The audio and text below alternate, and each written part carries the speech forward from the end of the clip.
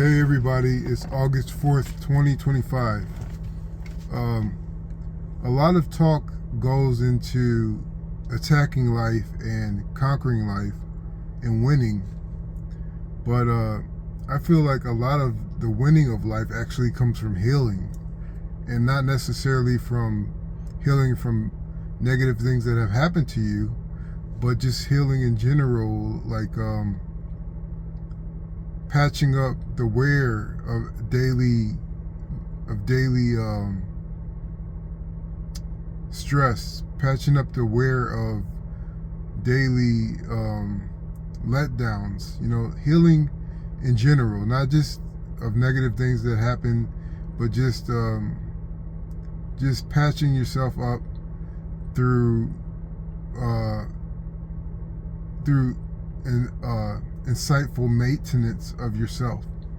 And so what I've learned over the years, and more in depth recently, is how to stop emotional bleeding. Now, emotional bleeding, in my terms, what I mean is when something happens to you, or when you are triggered by a thought or emotion or by an event, you will start to accumulate emotional responses that may be harmful or may be painful to experience.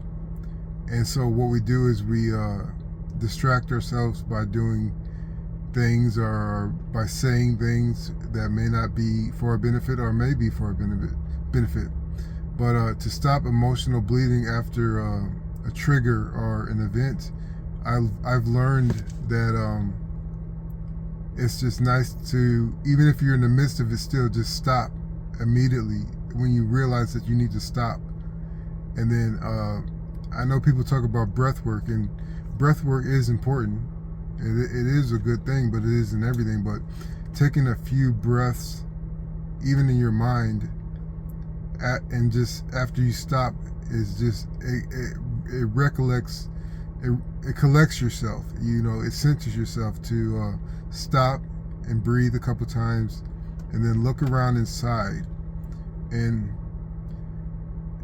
this is where it starts to get a little tough.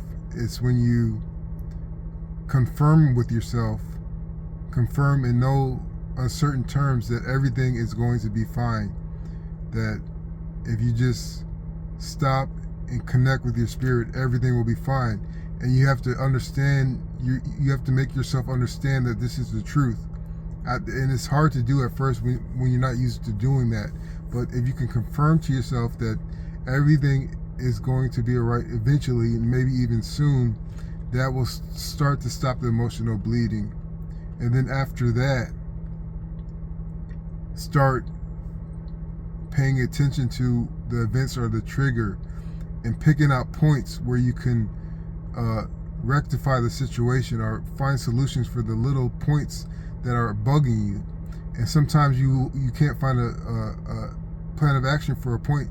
Move on, consistently move on to each point until you can patch up enough of those holes mentally first and emotionally. And so once you got a plan and set in place, that's going to alleviate some of the anxiety and some of the stress and sadness or hurt. And so after that, you act on these plans that you have to patch up these holes that are trying to burrow into you. And so you distract yourself from the pain, and you redirect your attention to rectifying the situation. And so by that point, most of the emotional bleeding has stopped. And then I would say after that point, to start to get to the completion of the process, it takes a little bit of pampering yourself.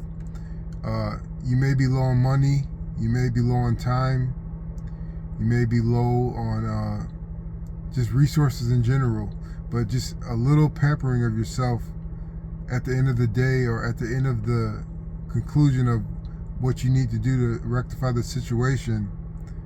It could be a cup of coffee from an expensive place. It could be a video game that's on sale that you've wanted for a while. just pamper yourself a little bit, and then in the day, go to sleep, get rest, and by the morning, it usually is a start of a new life in certain terms. Not completely, but in certain terms, a new life arises where that attack or that trigger isn't as powerful or prominent in your mind or in your emotional baggage. And so you go on and you keep on going on, and by the time you realize that you've been going after that problem is no more, or it's very inconsequential at that point. So that's how I stop emotional bleeding. It just takes a bit of getting a little bit creative with yourself, getting to know yourself, and understanding yourself, and centering yourself. So I hope this helps. Thanks.